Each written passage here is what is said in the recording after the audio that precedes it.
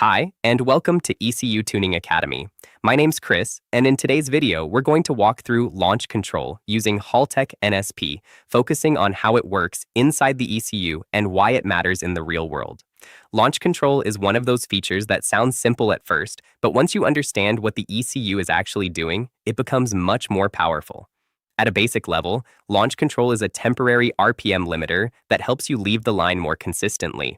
But depending on the engine combination, it can also shape torque delivery, help a turbo build boost before the car moves, and make the launch much more repeatable from pass to pass. As we go through this, I'll be moving through the software so you can follow along on screen. We'll cover where to enable the function, how to wire and trigger it, how to choose sensible activation conditions, and then how to tune it differently for naturally aspirated and turbocharged combinations. Let's start in the software. Go to Vehicle Functions, Launch Control. This is where the launch control feature lives. And the first thing to understand is that Haltech is not just holding RPM. It is deciding when launch mode is allowed to be active, what RPM limit to apply while active, how aggressively to cut power at that limit, and whether any extra fuel or different ignition timing should be used while you're on the two-step. That means there are really 4 layers to think about: activation logic, limiter behavior, engine torque shaping, and then deactivation when the vehicle leaves the line. Now let's talk about why you'd use it. If the car is naturally aspirated or supercharged, launch control is mostly about putting the engine in a repeatable RPM window so the car leaves the line from the same place every time. That gives you consistency in clutch release, traction, and 60-foot performance. If the car is turbocharged, launch control also becomes a spool tool. In that case, the limiter and ignition strategy are deliberately used to raise exhaust energy and build boost before the car moves. That is why turbo launch control needs a different approach to fuel and ignition than an NA setup. Still in Vehicle Functions, Launch Control, start with the activation conditions. You'll see options such as coolant validation, TPS validation, and vehicle speed validation. These are there to stop launch control from turning on when it shouldn't. Coolant validation lets you block launch control on a cold engine. TPS validation makes sure you're actually demanding enough throttle for a launch event. Vehicle speed validation ensures the feature only works below a chosen speed, so it drops out once the car begins moving. In the real world, these are your first line of sanity. For example, if you set MN TPS too low, you may accidentally activate launch control while just rolling into throttle. If you set max vehicle speed too high, launch control can stay active after the car has already left the line, which is especially bad on a turbo combination because the engine may still be running heavily retarded timing and extra fuel while you're trying to accelerate. A good real-world approach is to use enough TPS that the driver is genuinely committed to launch, and enough vehicle speed sensitivity that the feature drops out quickly after the car begins moving.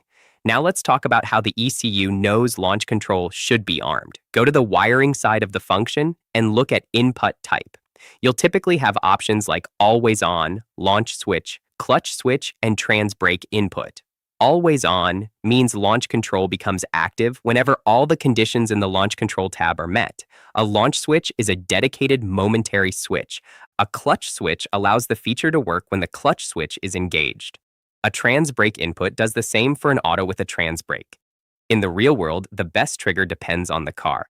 Manual car with a clutch switch, that's usually the cleanest. Auto with a trans brake, use the trans brake input.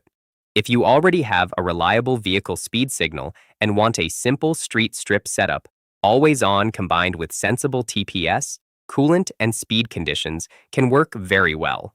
Once the ECU knows when launch mode is allowed, the next question is what RPM it should hold.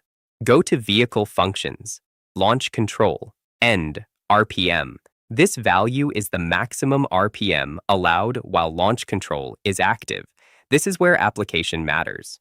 For an NA or supercharged engine, the launch RPM is usually chosen around the part of the power band that gives the best leave without blowing the tire off. More RPM is not automatically better. If peak torque is lower in the rev range, setting launch RPM too high may make the car more inconsistent, not less. For a turbo car, launch RPM has to work with the turbo's spool characteristics. If the turbo really starts working at 5,500 or 6,000 RPM, then trying to build serious boost with a 4,500 RPM launch limit will usually be frustrating no matter what you do elsewhere in the tables. This is a very common real-world mistake. People chase ignition and fuel tables when the bigger issue is that the engine simply isn't in the right RPM window for the turbo to respond properly. And one more important sanity check. If a small timing change gives a huge difference, you're close. If you keep throwing large timing changes at it and the car still won't build boost, the problem is usually elsewhere. Launch RPM too low, converter too tight, clutch strategy, or simply the turbo being out of its effective range. Now let's talk about how the limiter behaves. A very common and effective launch limiter strategy is to use ignition cut as the main limiter, with fuel cut slightly above it as a backup if RPM overshoots. That gives a strong, clean limiter without laying the engine over too aggressively right at the threshold. Now let's move into the tables that actually shape the launch. Go to Launch Control, Fuel Correction. This table is used to add or subtract fuel while launch control is active. For naturally aspirated combinations, you often don't need extra fuel here at all. In many cases, 0 is exactly where it should stay. On turbo applications, fuel correction needs to be thought about together with your ignition strategy. If timing changes are pushing combustion and exhaust energy around in the actual launch window, you may need some extra fuel there so the engine stays safe and consistent while the launch control is active. So the practical approach is this. Keep the table at 0 away from the actual launch window, then add fuel only in the RPM and load region where the engine is actually sitting on the two-step. Now go to Launch Control, Ignition Advance. This is one of the most important launch tables in the whole function. This table becomes the ignition table the ECU uses while launch control is active. The numbers are actual ignition timing values, not just a correction. That means this table overrides your normal ignition base table during launch control. That's a big deal because it means the ECU can behave very differently on the two-step than it does everywhere else.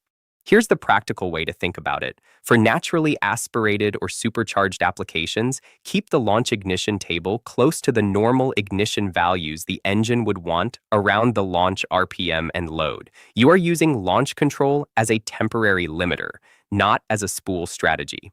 For turbo applications, the ignition approach depends heavily on transmission type. Now this is also where the strategy starts to split between automatic and manual cars. On an automatic, you generally want to use additional ignition timing to increase torque output and help the engine drive the turbo harder on the line. That extra torque helps load the converter and improves spool. In the real world, a sensible starting point is often adding around 4 to 8 degrees of timing in the actual launch window compared to the normal ignition table. If the base map in that RPM and load area is already very well optimized, you may find that adding more than that gives little or no benefit. In some combinations, the engine is already close to the torque it naturally wants to make there, so adding another 8 or 10 degrees may not help and can actually make the launch less repeatable. So for an automatic, I'd usually think of it like this: plus 2 to 4 degrees as a mild starting point, plus 4 to 8 degrees if the combination clearly wants more torque to load the converter. If you're needing much more than that, it's usually worth questioning whether the launch RPM or converter combination is the bigger issue. On a manual, the situation is different because you're usually trying to hold the engine against the clutch and build boost without pushing through the driveline too hard. You'll often need to significantly reduce timing in the actual launch window. That lowers direct crank torque while increasing exhaust energy, which helps build turbo speed without the car trying to drive through the clutch or overpower the tire before release. A realistic starting point on a manual is often pulling around 5 to 10 degrees of timing out of the launch area compared to the normal ignition table. On more aggressive turbo combinations, it's not unusual to test -5 to -10 overall ignition timing if the goal is to really increase exhaust energy and build boost harder on the line.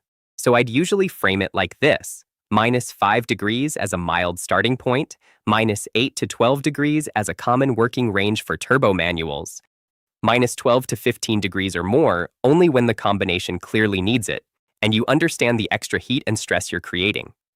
The key is that these changes should only exist in the actual launch window, the RPM and load area where launch control is active. You don't want to reshape the entire ignition table. You only want to influence the area where the ECU is sitting on the two-step. So with turbo launch control, the answer is not simply always retard timing or always add timing. It depends on whether the car is automatic or manual, how the turbo responds, and whether the engine is already well tuned in that area. Now let's turn that into a practical tuning workflow. First, set the activation logic correctly. Second, choose a realistic end RPM for the engine and turbo. Third, leave fuel correction at 0 and get the basic launch behavior working. Fourth, on turbo cars, decide whether the combination wants more torque or more exhaust energy in the launch window. For an automatic, that often means evaluating whether more ignition timing helps spool. For a manual, that often means beginning to retard timing in the actual launch region and watching how the turbo responds. Fifth, if the engine goes lean or launch behavior becomes inconsistent in that active region, add fuel only where launch control is actually operating. Then repeat. This keeps the process logical. Don't throw fuel and huge timing changes at it all at once. One last practical point. Launch control is about repeatability, not noise. If the setup is producing big flames and lots of popping, that may look dramatic, but it is not always the fastest or the safest setup.